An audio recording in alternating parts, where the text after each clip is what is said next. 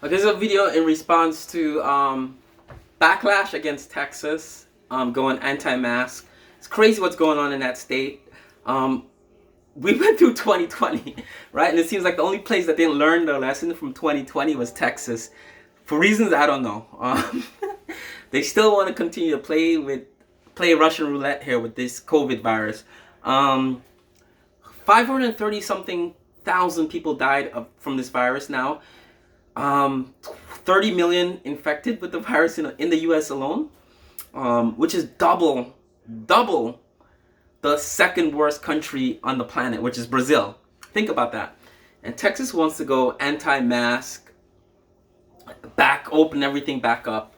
And I think March 10th, yesterday was the day, or 2 days ago was the day they went full retard. I'll say that now. I'm not supposed to say retard, but they went full retard. That's a reference to one of my favorite movies, Tropical Thunder. So they went full retard by saying, not only go back out and party, people, and go back to doing what you're doing, but don't wear a mask. So I can understand, wear a mask, but go back out. That's fine. I don't agree with that either, but I could see where the safety concerns is, complementing the let's open back up, concerns for bringing businesses back, right? But you want to maintain the safety, but they didn't even do that. They just said no mask, open everything back up.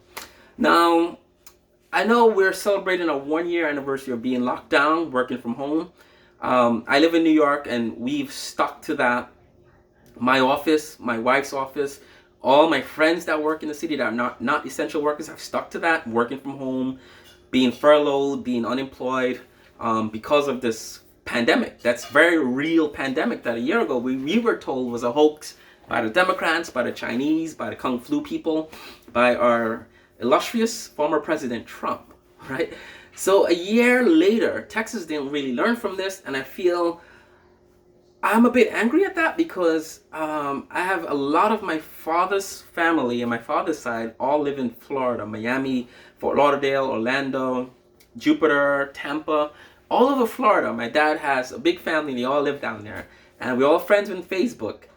And for the entire 2020, they've been on beaches, in pools, in restaurants, not wearing a mask, not socially distancing, and I don't know of any of them catching COVID. We're talking about a group of like 50 to 100 people that's family and extended family of mine.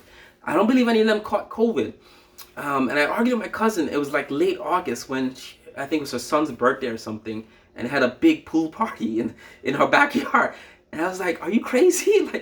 Like at that time, I think 100,000 people died or something, and she's having a party with like strangers and his friends from school, and they're like just, I'm like, are you crazy? And then she made a point to me. She said, Olaf, I know from New York, from your perspective, you look at us and you see us, what we're doing, but realize that Florida is very vast, it's very big. Everyone drives in their own cars. There's not an infrastructure for public transportation where a virus could spread like it would in New York, or a high density area like Los Angeles or Atlanta. So she said, oh yeah, so we don't really think about it as much. Even though at the time, the only thing Florida closed were schools, and churches had like limited, my uncle is a pastor, and he closed his church and went virtual for his church, because he's a Johnson like me, and he's very smart. But at the same time, his kids were just out doing whatever they want to do, traveling, vacationing. And she made a point that Florida, the way the geography is, it's very anti-COVID. So even if they didn't wear a mask or they didn't socially distance, it's very hard for a virus to go around like that. And she was right. Florida had, I think it still has, the lowest infection rates. And even for a senior citizen population, which senior citizens make up a good part of COVID deaths, that population, that elderly population in Florida, didn't suffer as much as other places in America.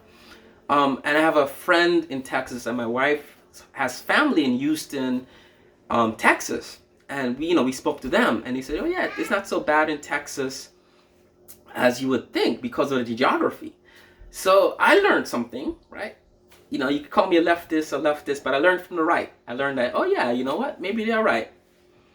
So for Texas to go and do this, which is fine, I kind of see why they did it, because they're kind of the geography makes it, the landscape, no public transportation, everyone drives, a lot of buildings are air conditioned anyway, and and they have very advanced air conditioning in Texas and Florida. It's not like in New York or states above the belt line where air conditioners only come on in the summer. They have advanced stuff. Like, I've seen air conditioners in Florida and Texas like I haven't seen anywhere else. So they have good air filtration conditioning units in all buildings, public buildings, whatever.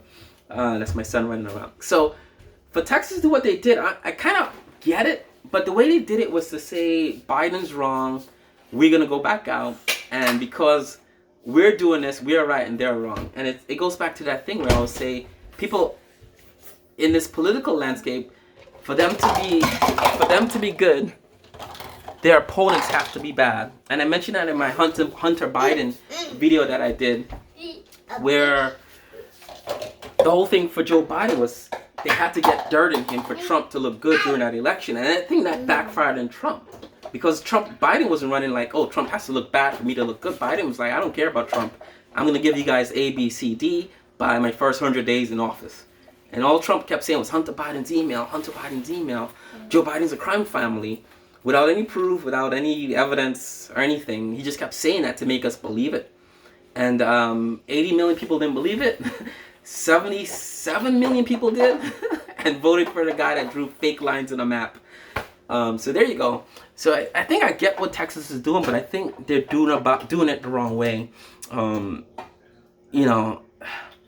But that's kind of what I want for the channel, because a voice, my cousin in Florida told me the deal is with the geography and how it makes them kind of a bit, not immune, but it makes them protects them a bit from a virus that spreads in the air.